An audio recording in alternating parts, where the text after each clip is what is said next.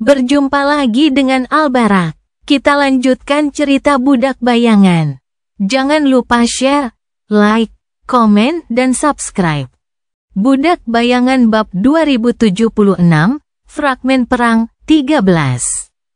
Seperti yang telah diprediksi Seisan, serangan kedua terhadap benteng penyeberangan besar hanya terjadi setelah Pulau Gading tiba di medan perang. Pemandangan itu menakutkan sekaligus menakjubkan. Pulau terbang itu bergerak perlahan melintasi jurang, dengan mudah menahan rentetan serangan yang merusak. Awan asap yang mengepul menutupinya selama beberapa saat seperti mantel yang berkibar, tetapi kemudian, siluet anggun Menara Gading menampakkan dirinya dari asap sekali lagi. Murni dan tak ternoda. Pada saat yang sama, para elit tentara pedang yang ditempatkan di pulau itu melepaskan anak panah mereka sendiri, yang mengakibatkan hujan kematian dan kehancuran di antara para pembela benteng. Pulau itu bergerak perlahan melintasi jurang, tinggi di langit, menekan para prajurit Song. Menggunakan kesempatan itu, 3 set kabel kuat ditembakkan melintasi kegelapan, menancap di tulang kuno di sisi lain. Ribuan prajurit bergegas maju, tergesa-gesa membangun jembatan. Perisai besar dibawa di depan mereka, melindungi para insinyur dari serangan jarak jauh. Perlahan tapi pasti, ketiga jembatan mulai terbentuk.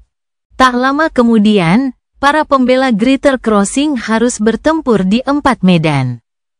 Baik sayap kiri maupun kanan benteng yang tak tertembus, serta menara utamanya, diserang oleh para prajurit Sword Domain, sementara Pulau Gading tampak menjulang di atas.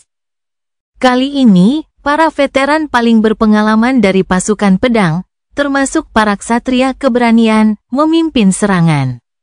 Saat Pulau Gading mendekati tengah jurang gelap, mengancam untuk menerobos pertahanan Song, segerombolan besar makhluk mimpi buruk yang mengerikan bangkit dari balik benteng.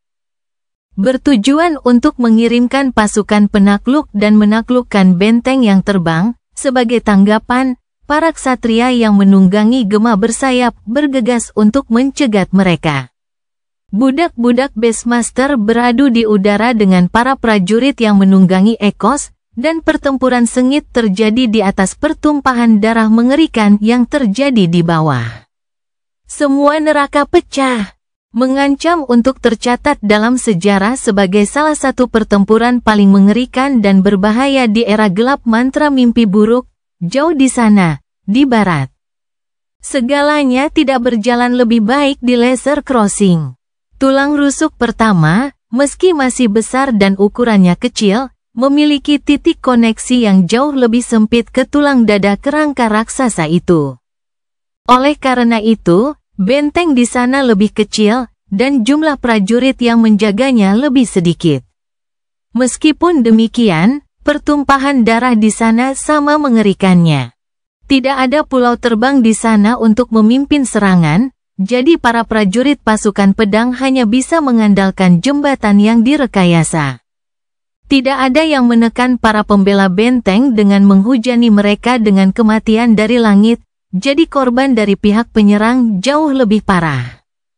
Sunni mengamati pertempuran itu dengan ekspresi muram, merasakan kemarahan yang menyesakkan mengguncang pikirannya saat melihat begitu banyak orang mati tanpa alasan.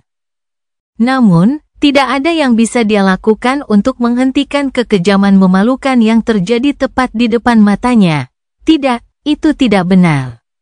Ada banyak hal yang bisa dilakukan Sunni.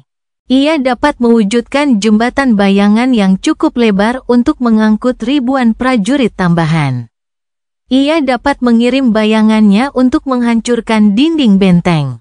Ia dapat memerintahkan pasukan untuk mundur dan menolak menerima perintah raja. Tapi lalu bagaimana? Dengan menggunakan kekuatannya, para Saint of Song akan melepaskan kekuatan mereka. Tentu, Sunni mungkin bisa melawan mereka semua dengan baik. Tetapi berapa banyak prajurit yang akan menjadi korban tambahan dalam bentrokan kekuatan transenden? Memberontak terhadap Raja Pedang sebelum waktunya, Sementara itu, hanya akan membuat Sunni kehilangan nyawanya dan membuat penggulingan penguasa menjadi lebih sulit, jika tidak sepenuhnya mustahil. Jadi, yang bisa dilakukannya hanyalah menggertakkan giginya, menunggu saat yang tepat, dan menahan perasaan marah yang beracun. Berapa lama lagi? Dia tahu bahwa Raja Pedang sedang mengamati laser crossing dengan saksama. Casey bukanlah satu-satunya orang yang memberinya informasi. Oleh karena itu, Sunni tidak dapat mengakhiri pertempuran sampai benar-benar terlihat bahwa pasukan Sword Domain tidak memiliki peluang untuk menang. Dan para prajurit, betapapun putus asa dan kecewanya mereka, para prajurit tetap bertempur dengan gagah berani. Mereka berjuang untuk meraih kemenangan dengan sepenuh hati, terlebih karena kemenangan itu tampaknya menjadi satu-satunya keselamatan bagi mereka.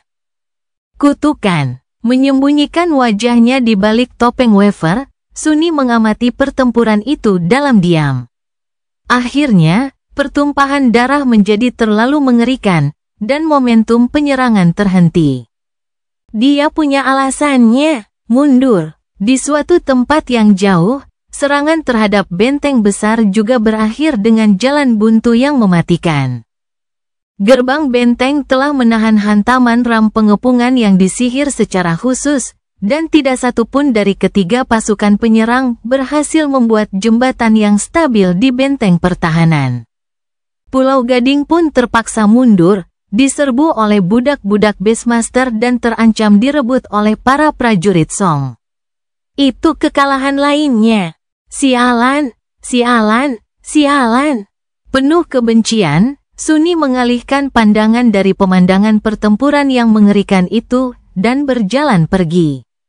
Tak lama kemudian, pertempuran berakhir, dan dia bersembunyi di tendanya. Dia tahu bahwa Anvil tidak akan puas hanya dengan 2 serangan yang gagal. Terutama karena serangan kedua jauh lebih mematikan bagi pasukan Song daripada yang pertama. Akan ada serangan ketiga, keempat, dan kelima. Sampai salah satu sisinya patah. Saat itulah Sunni merenungkan pertempuran itu dalam benaknya dan memikirkan ide-ide tentang cara meminimalkan korban saat seseorang mendekati tendanya. Terdengar ketukan sopan, dan seorang pria berjubah merah tua dari klan kerajaan memasukinya dengan perlahan. Sunni menatapnya dengan dingin dari balik topengnya. Apa? Pria itu membungkuk dan berbicara dengan nada hormat, Tuan Shadow, Tuan. Raja telah mengirimkan perintah khusus kepadamu. Budak Bayangan Bab 2077, Fragmen Perang 14. Pasukan pedang telah menghantam 2 penyeberangan bagaikan gelombang pasang. Dan bagaikan ombak, ia terus surut berulang kali, tak mampu menembus penghalang yang tak tertembus. Bahkan kedatangan Pulau Gading tidak berhasil menembus pertahanan tentara Song yang bercokol, setidaknya belum. Jumlah korban tewas di antara para pembela meningkat tajam, dan setiap serangan kini membuat mereka semakin menderita. Namun kerugian di pihak penyerang tidak kalah mengerikan. Pengepungan itu telah menjadi jalan buntu. Banyak sekali prajurit di kedua belah pihak yang tewas, dan korban terus bertambah. Namun, tidak ada pihak yang dapat menghancurkan musuh. Situasi terus meningkat tanpa henti, membuatnya terasa seolah-olah titik puncaknya akan segera tiba. Para prajurit yang cukup beruntung untuk bertahan hidup ditempa menjadi prajurit yang benar-benar tak kenal takut. Perang itu seperti wadah peleburan yang menghasilkan logam paduan yang paling kuat, tetapi baja yang kaku dapat dengan mudah dipatahkan. Setiap orang punya batas, dan banyak orang yang mendekati batas mereka. Rain tidak tahu apa yang terjadi di kamp pasukan pedang. Tetapi di benteng besar ini, suasana hati para prajurit sedang mencapai titik terendah. Meskipun penderitaan mereka tidak sebanyak orang-orang malang yang harus menyerang tembok benteng di bawah hujan anak panah, mereka tetap sangat menderita. Orang-orang sekarat, dan orang-orang menerima luka yang mengerikan. Tidak ada cukup tabib yang bangkit untuk merawat semua orang, sehingga banyak yang terluka hanya bisa menerima perawatan biasa. Rumah sakit lapangan Tentara Song berjuang keras untuk menghadapi masuknya pasien, aula-aulanya yang penuh sesak dipenuhi bau darah dan keputusasaan. Rain tahu karena dia menjadi sukarelawan sebagai perawat di rumah sakit saat dia punya waktu luang. Bukan hanya karena kebaikan hatinya, tetapi juga karena dia merasa sangat tidak berguna. Dia bukan lagi prajurit yang baik, mengingat ketidakmampuannya untuk memberikan luka fatal pada musuh, bahkan saat musuh-musuh itu sedang membunuh rekan-rekannya secara brutal. Jadi, Rain ingin berguna bagi rekan-rekan prajuritnya dengan cara lain. Ada banyak hal yang harus dilakukan dalam pasukan sebesar pasukan Song agar dapat berfungsi dengan baik, banyak di antaranya yang tidak ada hubungannya dengan pertempuran.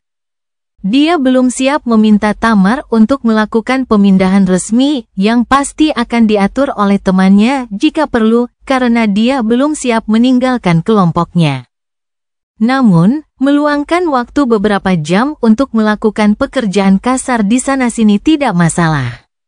Rumah sakit lapangan itu seperti lubang kepasrahan dan keputusasaan. Di bagian lain benteng, situasinya juga tidak jauh lebih baik. Semangat juang rendah, dan para prajurit kelelahan, baik secara mental maupun fisik. Mereka putus asa karena pengepungan yang mengerikan itu tampaknya tidak akan berakhir dimanapun. Pengepungan terus berlanjut hari demi hari, sementara musuh belajar dari setiap serangan yang gagal dan menggunakan strategi yang semakin efektif di waktu berikutnya. Tentu saja, para prajurit pasukan Song juga belajar. Mereka menjadi jauh lebih baik dalam merusak jembatan darurat, mencegah para prajurit pasukan pedang menaikkan tangga pengepungan. Mempertahankan diri dari pasukan kejut yang terjun ke medan perang dari Pulau Gading, dan masih banyak lagi. Setiap pelajaran dibayar dengan darah. Sisa-sisa Centuria Tamar telah digabungkan dengan kompi lain dan ditempatkan di barak kayu. Para prajurit beristirahat di sana di antara pertempuran, yang terjadi beberapa hari sekali. Pertempuran terakhir sangat mengerikan, jadi semua orang lambat memulihkan vitalitas mereka. Seolah-olah mereka dapat memulihkannya sama sekali. Rain memasuki barak dan melihat sekelilingnya, mengamati rekan-rekan prajuritnya. Beberapa orang berkerumun di sudut, bermain kartu. Permainan itu seharusnya ramai dan energi, tetapi malah tampak mekanis dan tidak menyenangkan. Beberapa orang sedang merawat peralatan mereka atau membalut luka-luka kecil. Pandangan mereka suram dan jauh. Kebanyakan dari mereka hanya berbaring di tempat tidur mereka, tidak dapat tidur, tetapi juga terlalu lelah untuk melakukan hal lain. Mereka hanya menatap langit-langit dengan mata kosong, tidak peduli dengan apa yang terjadi di sekitar mereka. Setidaknya barak mereka lebih baik daripada kebanyakan. Tamar memiliki memori yang menyejukkan di gudang senjatanya, jadi tidak sepanas yang seharusnya. Rain seharusnya bisa menikmati kelegaan dari panas yang menyengat, tetapi dia mendapati dirinya acuh tak acuh terhadap kenyamanan kecil seperti itu akhir-akhir ini. Berjalan menuju tempat tidurnya, dia menyingkirkan bagian kulit dari kain kafan dalang dan jatuh terduduk di atasnya. Untungnya, tempat tidurnya ada di bagian bawah, yah, tentu saja. Lagi pula, Rain tidak bisa berjalan di udara seperti Tamar. Fleur, yang baru saja pulih dari kelelahan, meliriknya dari ranjang sebelah.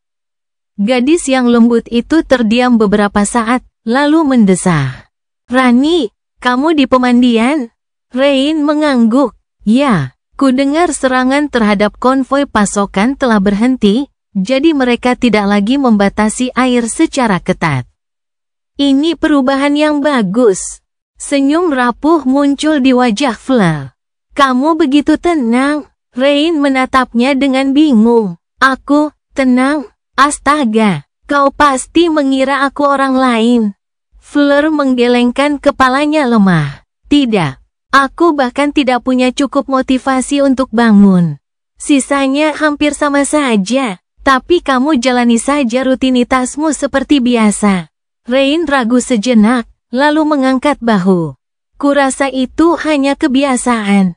Dulu di Ravenheart, aku biasa menghadiahi diriku sendiri dengan berendam di bak mandi setelah berburu. Mereka punya fasilitas yang layak di rumah, tentu saja, bukan sekadar pancuran air.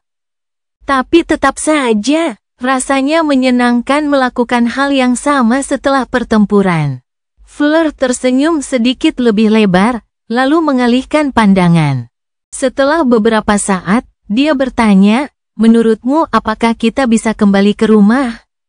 Rain tergeletak di ranjangnya dan mendesah. Tentu saja, saat perang berakhir.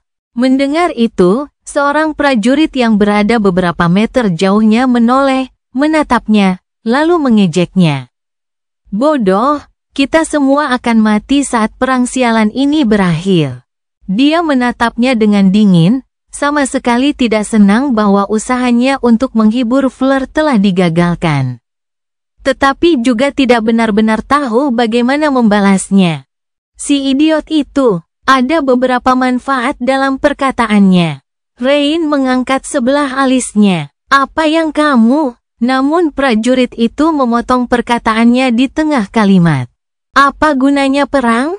Tidak masuk akal. Bajingan itu, Raja Pedang, mengklaim bahwa perang ini atas nama Changing Star, yang hampir tewas di tangan para pembunuh Song. Namun, Lady Nevis sendiri menentang perang sejak awal. Dia masih menentangnya, hanya para bangsawan yang haus darah. Prajurit lain melotot ke arahnya dengan tajam. Apa yang sebenarnya kau katakan? Tidak mungkin para pembunuh itu berasal dari domain Song. Itu hanya alasan yang digunakan klan Valor untuk memulai perang. Jadi, apa yang seharusnya dilakukan Ratu? Menyerah dan membiarkan para bajingan itu menjarah tanah kita? Dia tidak menginginkan ini terjadi. Prajurit pertama terdiam beberapa saat, lalu mengejek. Saya tidak tahu apakah dia ingin perang itu terjadi atau tidak. Yang saya tahu adalah bahwa para penguasa memulainya, namun kita, manusia lemah, yang mati karenanya. Jika mereka sangat ingin berperang, mengapa mereka tidak berperang satu sama lain? Apa gunanya menguras habis darah kita? Sambil menoleh, dia menatap Rain. Bagaimana menurutmu, Rani? Apakah semua ini masuk akal? Dia terdiam sejenak, lalu mendesah. Apakah kalian semua juga merasakan hal yang sama? Beberapa prajurit menggerutu. Sisanya tidak menanggapi, hanya menatapnya dengan ekspresi muram dan lelah. Rain menggelengkan kepalanya. Menurutku, sebaiknya kalian tutup mulut. Ini pasukan kerajaan. Tidak apa-apa kalau Tamar mendengar kalian, tapi kalau salah satu dari Blood Sister kebetulan ada di dekat kalian saat kalian mengatakan hal-hal seperti itu, akan ada masalah. Semangat juang di salah satu dari 7 legiun kerajaan begitu buruk. Dia bahkan tidak ingin membayangkan bagaimana keadaan brigade lain. Menatap langit-langit, Rain mendesah berat. Apa yang akan terjadi dengan domain lagu? Sulit untuk tetap berharap, atau simpatik. Sebenarnya, banyak orang hanya ingin perang segera berakhir, diam-diam kehilangan minat pada pihak mana yang menang, atau bahkan apakah ada pemenangnya. Namun, perang tidak menunjukkan tanda-tanda akan melambat. Tampaknya kecepatannya malah bertambah cepat. Apakah mereka semua benar-benar akan mati di sini? Prajurit yang beringas itu mengumpat dengan kebencian yang kelam. Apa? Aku bahkan tidak bisa bicara sekarang? Hebat, hebat sekali. Mereka berharap kita mati dengan tenang, kurasa. Lalu apa bedanya kita dengan para peziarah? Itu pertanyaan yang bagus. Apakah mereka benar-benar berbeda? Sambil menyeringai putus asa, prajurit itu berbalik dan menutupi dirinya dengan selimut. Rain menatap bayangan samar itu dengan rasa iba. Si bodoh itu, dia akan mati terpanggang hidup-hidup di balik selimut itu. Memori dingin Tamar memang hebat, tapi tidak sehebat itu. Prajurit lainnya mendengarkan nasihatnya dan melupakan topik pembicaraan. Dia bisa melihatnya di mata mereka. Kekesalan. Mereka adalah orang-orang pemberani dan mereka siap mati demi melindungi rumah mereka. Namun, ada perbedaan antara mati demi tujuan baik dan mati tanpa alasan. Dan perang ini, makin hari makin tidak masuk akal. Budak Bayangan Bab 2078, Fragmen Perang 15. Berdiri di tengah reruntuhan, Kai menarik napas dalam-dalam, lalu mengembuskannya perlahan. Hembusan angin yang kuat muncul dari satu tarikan napas itu, mengirimkan awan debu mengepul ke udara. Ketika dia mendongak, tatapan matanya yang hijau dan lembut dan tenang seperti biasa tergantikan oleh tatapan dingin dan tajam. Malam tiba-tiba terasa lebih gelap, angin menyanyikan lagu yang menghantui saat bertiup melintasi reruntuhan. Apakah kamu siap? Dia menatap Morgan dan Valor lalu mengangguk singkat. Senyum pucat muncul di bibir merahnya. Kalau begitu, tidak ada waktu terbuang. Kai mengalihkan pandangannya. Pandangannya menembus tumpukan puing batu, hamparan danau yang kosong, dan pagar pohon hangus yang berdiri di tepiannya yang jauh. Tidak ada halangan yang dapat menghalangi pandangannya, dan tidak ada jarak yang terlalu jauh. Ya, secara teori, sebenarnya, Kai tidak dapat melihat terlalu jauh meskipun memiliki kemampuan untuk melihat butiran pasir di pantai yang berjarak beberapa kilometer. Alasannya sederhana, kelengkungan dunia. Dunia tidaklah datar, jadi dalam keadaan normal, lengkungannya mengaburkan benda-benda yang berada sekitar 5 km jauhnya. Setidaknya begitulah cara kerja di bumi. Namun, di alam mimpi, cakrawala tidak begitu dapat diprediksi. Apalagi yang dapat diharapkan dari dunia yang langitnya merupakan gabungan dari berbagai surga? Terkadang, cakrawala berjarak 5 km. Di tempat lain, cakrawala jauh atau terasa lebih dekat. Di beberapa tempat, tidak ada lengkungan sama sekali di dunia. Meski begitu, tempat-tempat itu jarang dan berjauhan, jadi masih ada batasan sejauh mana Kai biasanya bisa melihat. Dia bisa mencoba menembus kedalaman bumi dengan tatapannya, tentu saja, dengan demikian mengabaikan cakrawala. Namun, kemampuan kebangkitannya tidaklah maha kuasa. Melakukan sesuatu seperti itu bukanlah hal yang mustahil, tetapi akan menghabiskan terlalu banyak esensi. Terutama ketika ada cara yang jauh lebih sederhana untuk melihat melampaui cakrawala, begitu sederhananya, sehingga bisa diakses oleh semua orang, tetapi terutama oleh Kai. Ia memandang cakrawala dari ketinggian. Semakin tinggi targetnya, semakin tidak penting kelengkungan dunia. Begitu pula, semakin tinggi targetnya, semakin mudah untuk melihatnya dari kejauhan. Itu adalah kebenaran yang sangat jelas, tetapi kebenaran yang menemukan makna baru dalam pertempuran makhluk transenden. Itulah sebabnya apa yang hendak dilakukan Kai itu berbahaya. Setelah sebulan pertempuran sengit, tidak banyak lagi titik tinggi yang tersisa di reruntuhan kuno itu. Semuanya telah runtuh dan hancur, berubah menjadi tumpukan puing. Tetapi Kai tidak perlu memanjat menara tinggi. Sebaliknya, ia hanya melayang ke udara, naik secara alami ke langit malam. Semakin tinggi, dan semakin tinggi lagi. Hingga seluruh dunia berada di hadapannya bagaikan kanvas yang disinai bulan. Selama beberapa saat, siluetnya yang anggun tampak menonjol di balik pecahan-pecahan cahaya bulan yang pecah. Lalu, Kai menarik napas dalam-dalam dan mengangkat busurnya.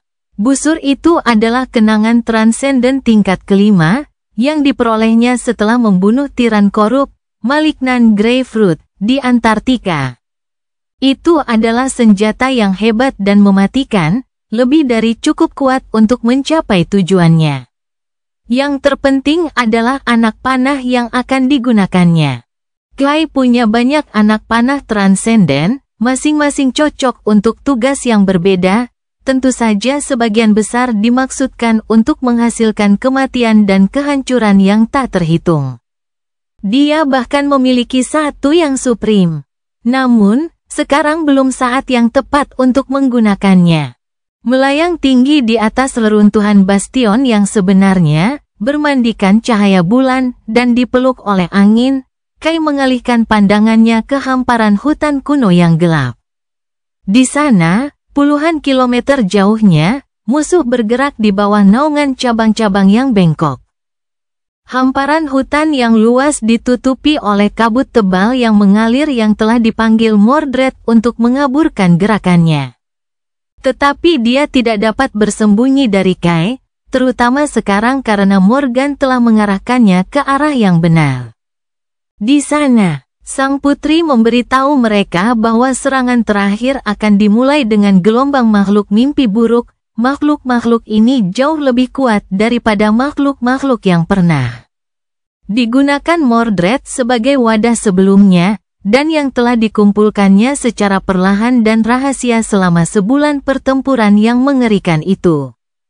Kai harus memastikan bahwa makhluk mimpi buruk dihancurkan, atau setidaknya dilemahkan parah, pada saat mereka mencapai reruntuhan kastil kuno. Sambil memasang anak panah pada tali busur sihirnya, Kai mengencangkan otot-ototnya dan mendekatkannya ke telinganya. Dengan rambut pirang kemerahannya yang menari liar tertiup angin dan mata hijaunya yang bersinar dalam cahaya bulan pucat, ia menatap hamparan hutan yang gelap dan mengerikan itu dengan dingin. Kemudian dia berbicara, "Tetaplah jujur."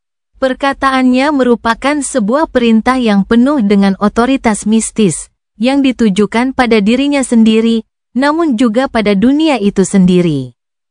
Merasakan gelombang kekuatan yang mengerikan, Kai melepaskan tali itu.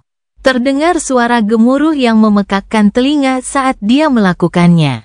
Anak panah itu melesat maju dengan kecepatan yang mencengangkan, membelah langit yang gelap.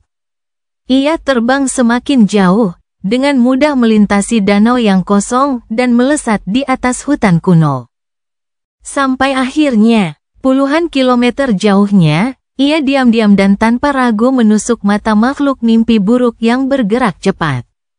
Sesaat kemudian, sebuah ledakan dahsyat mengguncang fondasi dunia.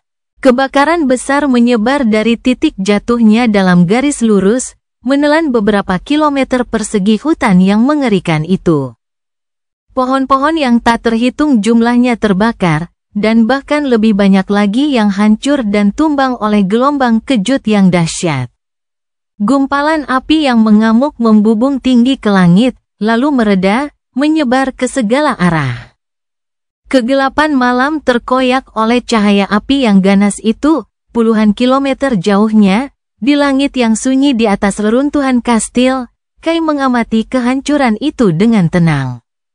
Dia telah menemukan beberapa bejana lain milik Pangeran Ketiadaan, dan anak panah kedua telah terlihat di tangannya.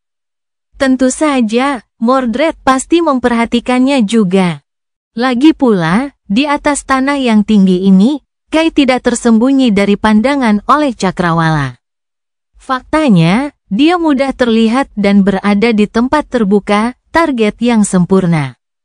Dan dia bukan satu-satunya yang bisa melontarkan proyektil melintasi luasnya danau kosong itu. Aku bertanya-tanya, berapa kali aku mati dengan cara seperti ini? Dia merasa akan sangat disayangkan jika mati saat gelombang pertama serangan. Makhluk-makhluk mimpi buruk ini hanyalah makanan pembuka. Hidangan utama belum terlihat. Menurut Morgan, hari ini, Mordred akan menggunakan kedua wadah yang telah dikosongkan ini dan tubuh para orang suci malam secara bergantian.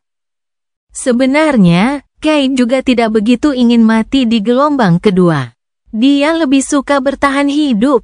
Ada banyak hal yang bisa dinikmati dalam hidup, dan ada juga hal-hal yang masih perlu dia lakukan. Hidup itu berharga. Meskipun demikian, dia tidak menyelam ke tanah untuk mencari perlindungan. Sebaliknya, ia hanya memasang anak panah kedua pada tali busur, lalu menarik busurnya lagi.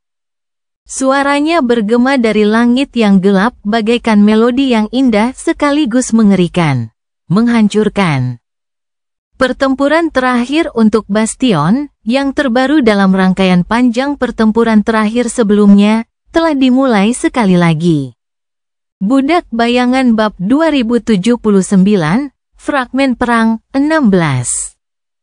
Morgan mengamati pertempuran itu dengan ekspresi tanpa ekspresi. Tatapannya dingin, dan hatinya tetap tenang, tak tersentuh oleh rasa kagum dan teror dari konfrontasi yang membawa malapetaka itu. Bukannya dia belum pernah melihat pertempuran ini terjadi sebelumnya. Semua yang terjadi sudah terjadi, dan meskipun ada sedikit perbedaan di sepanjang jalan, akhirnya selalu sama. Kekalahan yang menghancurkan. Itu lucu. Pertempuran yang sehebat dan serusak ini belum pernah terjadi sebelumnya.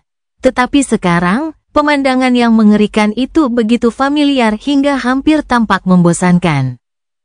Demikian pula, Morgan jarang merasakan kekalahan sebelumnya. Namun kini, rasa kekalahan itu tampaknya tak pernah hilang dari dirinya. Tentu saja, itu semua adalah permainan yang hebat. Morgan kalah dari Mordred setiap hari, tetapi dengan begitu, dia mencapai tujuannya sambil mengabaikan ambisi Mordred. Jadi, kemenangan hanyalah soal perspektif. Perang di Godgrave telah berkecamuk selama berbulan-bulan sekarang, tetapi Bastion masih dipegang teguh oleh klan besar Valor. Siapa yang kalah? Siapa yang menang? Mungkin Morgan dan saudaranya sedang menemui jalan buntu. Namun, dia lelah. Teman-temannya memulai hari-hari yang sama lagi, tetapi Morgan mengingat semuanya. Baginya, bulan-bulan terakhir ini merupakan pertempuran yang mengerikan, menghancurkan, dan tak pernah berakhir. Pertempuran yang tampaknya tidak ada harapan. Hasilnya tidak jelas, dan setelah beberapa saat, bahkan penyebabnya pun mulai tampak samar. Sangat mungkin bahwa bahkan orang-orang di garis depan Godgrave tidak pernah mengalami peperangan yang begitu hebat. Bagaimanapun, ada kecepatan dan irama dalam sebuah peperangan. Pertempuran yang mengerikan diikuti oleh periode yang relatif damai sementara pasukan yang babak belur berkumpul kembali dan bersiap untuk bentrokan berikutnya. Namun di Bastion yang sebenarnya, tidak ada jeda dalam kekerasan. Kekerasan terus-menerus dan tak henti-hentinya. Medan perang paling dahsyat dalam perang domain besar tersembunyi dari pandangan dan diselimuti misteri, hanya 2 orang yang mengalami kengeriannya. Tidak heran Morgan lelah. Dia bertanya-tanya apakah saudaranya juga lelah. Kalaupun ada, dia tidak menunjukkannya. Pertarungan hari ini hampir berakhir. Para makhluk mimpi buruk telah lama tersingkir, begitu pula banyak kapal Transvenden miliknya. Saint Aether telah mati. Knife dan Bloodwave juga telah mati atau sekarat. Raised by Wolves hampir selesai mencabik-cabik Tipaon, sungai darah mengalir dari luka-luka mengerikan di tubuhnya yang sempurna. Mayat raksasa Knossos tergeletak di reruntuhan kota yang tenggelam, dan di suatu tempat di bawahnya, Nightingale tengah berjuang untuk membebaskan tubuh naganya dari bawah reruntuhan. Soul Reaper berusaha mati-matian untuk mempertahankan hakikat jiwanya sambil melawan beberapa Night Saint yang tersisa. Reruntuhan kastil berada dalam kondisi menyedihkan, gunung-gunung tempatnya berdiri praktis terbelah oleh hantaman dahsyat. Dia sendiri akan segera turun salju. Dan seperti dugaan Morgan, kakaknya akhirnya memperlihatkan wujud aslinya, mendarat dengan mudah di sebuah pecahan tembok yang runtuh belasan meter jauhnya darinya. Sambil tersenyum ramah pada Morgan, dia membungkuk sopan. "Ah, adikku tersayang, Senang sekali bertemu denganmu lagi. Dia hanya mengamatinya dengan serius. Tidak, bajingan itu sama sekali tidak lelah. Sebaliknya, dia tampak menikmati hidupnya. Alih-alih menjawab, Morgan hanya mengangkat pedangnya. Mordred terkekeh. Saya tidak akan berbohong, ini adalah situasi yang sulit. Saya sering bermimpi membunuh anggota keluarga saya yang tercela secara perlahan, tetapi ini agak terlalu lambat bahkan untuk selera saya. Dia mengangkat pedangnya sendiri dan melirik bilah pedangnya yang tajam sambil tersenyum tipis. Bukan berarti mengulitimu hari demi hari tidak menyenangkan, saudariku. Morgan tersenyum muram, sama juga. Mordred tertawa. Tetap saja, tidakkah kau sedikit malu pada dirimu sendiri? Semuanya pasti sudah berakhir bagimu sejak lama jika bukan karena fakta bahwa Soul Reaper Jet kebetulan memiliki memori yang bagus itu. Keberuntungan semata tidak sepenuhnya merupakan prestasi, bukan? Morgan mengangkat bahu acuh tak acuh. Memori hanyalah sebuah kesempatan yang tepat. Mengetahui cara memanfaatkan kesempatan juga merupakan sebuah kelebihan. Mengetahui cara menciptakan kesempatan adalah hal lain. Anda berbicara seolah-olah bukan saya yang merekrut Soul Reaper sejak awal. Bagaimanapun, saya akan menemukan cara lain jika tidak ada memori. Dia memang telah menyimpan beberapa rencana sebelum Soul Reaper Jet mengungkapkan memori jam pasir, meskipun tidak ada yang seefektif itu. Mordred menatapnya sambil tersenyum. Jadi, bagaimana? Apakah kita akan terus-terusan melakukan sandiwara ini, saudariku? Aku benar-benar tidak suka melihatmu berdarah-darah karena menjadi tua. Morgan tersenyum muram. Kamu selalu dipersilakan memasuki jiwaku dan menantangku berduel di sana. Itulah satu-satunya cara agar kamu bisa membunuhku sebelum aku bisa mengaktifkan pesona itu. Rencana terbaik adalah menunda saudaranya cukup lama hingga perang berakhir. Rencana terbaik kedua adalah memaksanya untuk menantangnya dalam duel jiwa. Apapun pilihannya, dia menang. Setiap hasil tampaknya berpihak padanya. Lalu, mengapa Morgan merasa tidak nyaman? Mordred pasti sedang merencanakan sesuatu. Apakah ada sesuatu yang tidak dia sadari? Dia menggelengkan kepalanya dengan acuh tak acuh. Lebih baik tidak usah. Lagi pula, aku punya banyak waktu luang di sini. Senyum gelap Morgan meredup, dan dia menatapnya dengan dingin. Kemudian dia berkata, itulah intinya. Aku rasa kau tidak melakukannya. Mordred mengangkat alisnya. Oh, apakah kau berharap ayah kita dapat membunuh Kisong dengan cepat? Aku tidak yakin. Jadi, aku bersedia mengambil risiko. Dia memiringkan kepalanya sedikit dan mengamatinya beberapa saat. Kemudian, senyum lain menyinari wajah pucatnya, kali ini samar, namun tulus. Tapi bagaimana kalau Kisong membunuh ayah kita dengan cepat? Sementara kau terjebak di sini dan tidak mampu melakukannya sendiri? Untuk pertama kalinya setelah sekian lama. Topeng kesopanan saudaranya retak sebentar, memperlihatkan wajah mengerikan dari kegilaan penuh kebencian di baliknya. Senyumnya menguap, digantikan oleh sikap dingin yang tidak manusiawi. Mordred melangkah maju dan mengangkat pedangnya. Kau seharusnya tidak mengatakan hal-hal buruk seperti itu, saudariku. Kau terdengar tidak berbakti. Morgan menyeringai. Mati saja kau, bajingan. Dengan itu, dia menerjang maju. Mereka kembali bentrok, seperti yang mereka lakukan setiap hari. Amarah konfrontasi mereka mengguncang gunung yang hancur. Anehnya, itu hampir menyenangkan. Morgan tidak sering mendapat kesempatan beradu pedang dengan seseorang yang keterampilannya hampir setara dengannya. Namun selama beberapa bulan terakhir, dia bisa mengekspresikan pedangnya dengan bebas dan tanpa hambatan. Dia ingat merasa gembira untuk beberapa kali pertama. Setiap kejadian adalah pertempuran yang mempertaruhkan keselamatannya. Dan saudaranya, betapapun menjijikkannya dia, tetaplah keturunan perang.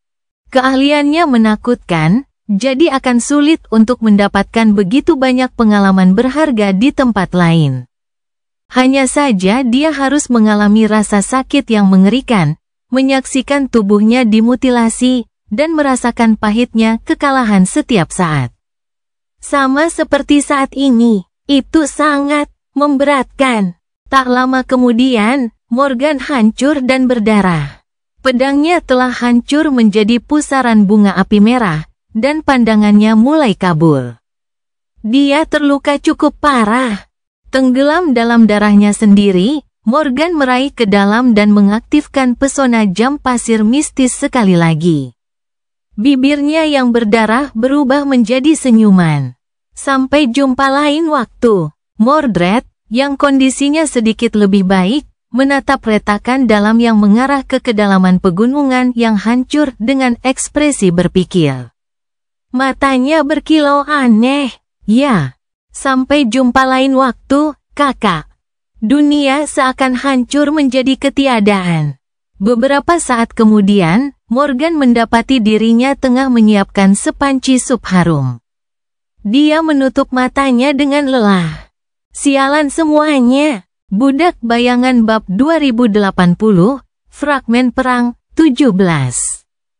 Seperti halnya anak-anak Raja Pedang yang terkunci dalam kebuntuan berdarah, demikian pula kedua pasukan besar. Baik benteng besar maupun benteng kecil menolak untuk menyerah. Meskipun pertempuran mengerikan berkecamuk di atas jurang gelap, pasukan Song dengan keras kepala bertahan. Abu dan darah menutupi permukaan tulang yang memutih karena sinar matahari. Jumlah korban jiwa sangat mengerikan, dan yang terburuk dari semuanya, kematian banyak prajurit terasa tidak masuk akal, tidak ada pihak yang berhasil memperoleh keuntungan yang menentukan. Dan tampaknya hal itu tidak akan berubah dalam waktu dekat. Sesuatu harus memecah kebuntuan yang mengerikan itu. Para prajurit berwajah pucat itu merasakan ketegangan aneh menyebar di udara, seolah-olah perubahan tiba-tiba akan terjadi, atau mungkin itu hanya apa yang mereka harapkan. Kebanyakan orang percaya bahwa kedua pasukan besar akan segera melepaskan para orang suci mereka, mengubah sifat pengepungan dan mengabarkan dimulainya babak terakhir perang yang mengerikan. Sunni juga sudah menduga akan terjadi eskalasi seperti itu. Bagaimanapun, Raja Pedang, meskipun tidak berperasaan, bukanlah orang gila yang senang menyia-nyiakan nyawa prajuritnya. Setiap serangan yang gagal di dua penyeberangan merupakan usaha sungguh-sungguh untuk menaklukkan mereka. Tetapi sekarang setelah usaha-usaha ini terbukti sia-sia, ia harus menggunakan strategi yang berbeda. Itulah sebabnya Sunni tidak terkejut menerima perintah khusus. Perintah itu memanggilnya untuk menghadap raja, para orang suci lainnya mungkin juga akan menerima panggilan yang sama. Ia yakin bahwa mereka akan dikirim ke medan pertempuran sebagai akibatnya. Jika ada satu hal yang aneh tentang pemanggilan itu adalah lokasinya. Anehnya, Sunni tidak dipanggil ke perkemahan kontingen utara pasukan pedang, tempat Raja Pedang seharusnya tinggal saat ini. Bahkan bukan Pulau Gading yang berada di atas perkemahan itu. Sebaliknya, ia dipanggil ke Vanishing Lake, benteng di Hollows yang telah ditaklukkan Sunni dan Nevis. Meninggalkan perkemahan kontingen timur pasukan pedang, Sunni melakukan perjalanan cepat melintasi Breastbone Ridge. Tanah tandus dan liar yang pernah ditempatinya sebagai penguasa bayangan kini telah berubah total. Hutan belantara yang mengerikan masih terhampar di cekungan, tetapi di permukaan, serangan hama merah sudah tidak ada lagi. Tidak ada lautan pohon mengerikan yang tak berujung terlihat, tidak ada jalinan tanaman merambat berwarna merah tua yang tidak dapat ditembus, tidak ada lumut merah yang menutupi tulang putih. Tidak ada makhluk mimpi buruk yang berkeliaran untuk melahap mangsa, dan tidak ada kawanan hama ganas yang berdengung di udara. Sebaliknya, wilayah Godgrave yang luas bersih dan murni, dengan pos-pos terdepan manusia tersebar di sana-sini di sekitar celah-celah tulang kuno. Ada rute yang ditetapkan, tentara berpatroli di dataran tulang, dan karavan pasokan bergerak melintasi hamparannya untuk mengirimkan persediaan. Bahkan ada tempat berteduh kayu yang dibangun khusus di sepanjang rute untuk membantu para pelancong menunggu kemungkinan datangnya awan badai dengan aman. Itu hampir tampak seperti peradaban. Meluncur melintasi hamparan tulang murni yang luas sebagai bayangan yang cepat, Sunni merasakan perasaan terasing yang aneh dari hamparan yang tak dikenalnya itu.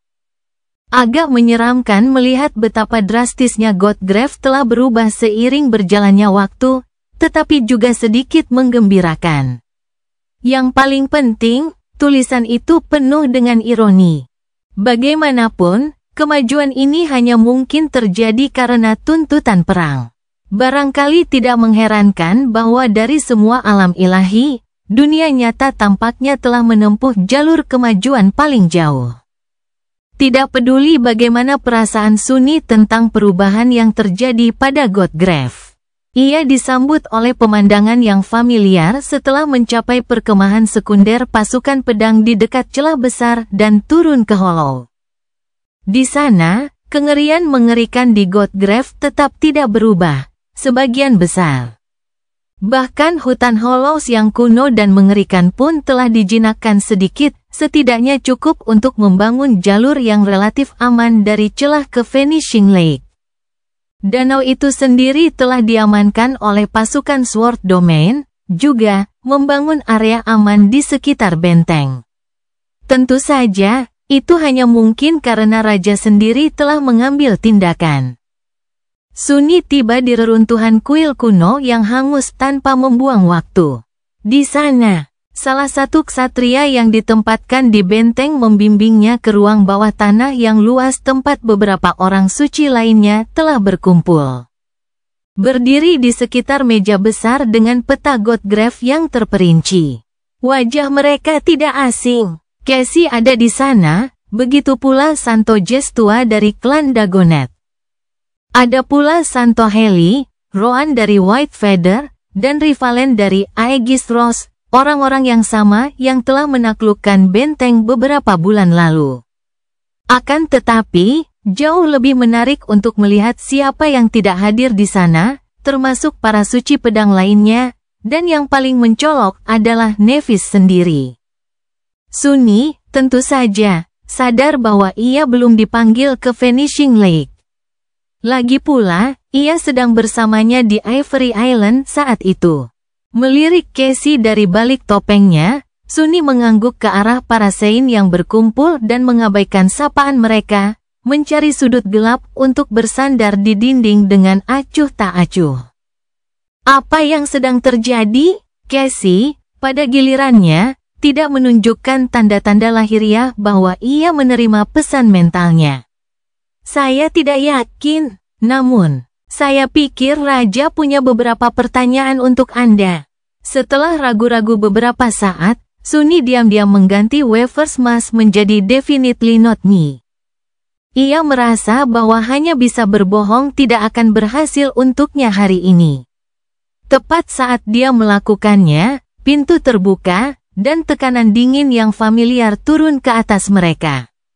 Anvil melangkah masuk ke ruangan, jubah merahnya berkibar di belakangnya seperti aliran darah, dan mendekati meja dengan langkah terukur. Setelan baju zirah hitamnya yang tebal dibuat sedemikian halus sehingga tidak menimbulkan suara sama sekali. Sambil melirik peta, Raja Pedang menoleh ke sudut gelap tempat Sunni bersembunyi dan berkata dengan nada acuh tak acuh, Lord Shadow. Aku memanggilmu ke sini karena kau memiliki pengetahuan terbanyak tentang Hollow di antara kami. Coba lihat peta ini. Sambil mendesah, Sunni menjauh dari dinding dan mendekati meja. Peta di atas meja menggambarkan Godgrave. Itu adalah prestasi kartografi yang luar biasa. Mengingat peta itu menunjukkan permukaan kerangka raksasa dan medan hollow yang rumit, setidaknya bagian-bagian yang telah dieksplorasi oleh pasukan pedang. Vanishing Lake terletak di bagian tengah cekungan besar di bawah Breastbone Ridge, lebih dekat ke sisi timurnya.